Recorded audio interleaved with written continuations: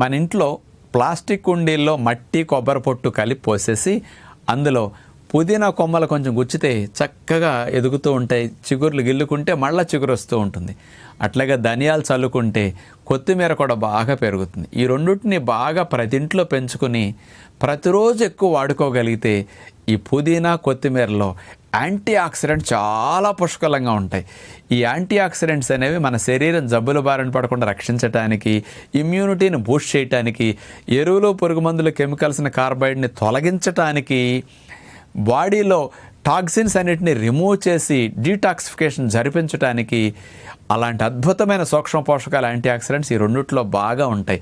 ఇవి ఎరువులు పురుగు మందు లేకుండా ఫ్రెష్గా పండించుకుంటే టేస్ట్ బాగుంటుంది, మంచి సువాసన వస్తుంది, ఆరోగ్యానికి శరీరానికి ఎన్నో లాభాలు ఇవి కలిగిస్తాయి. కాబట్టి ఇలా పెంచుకుని వాడుకుంటే అద్భుతాలని చెప్పొచ్చు.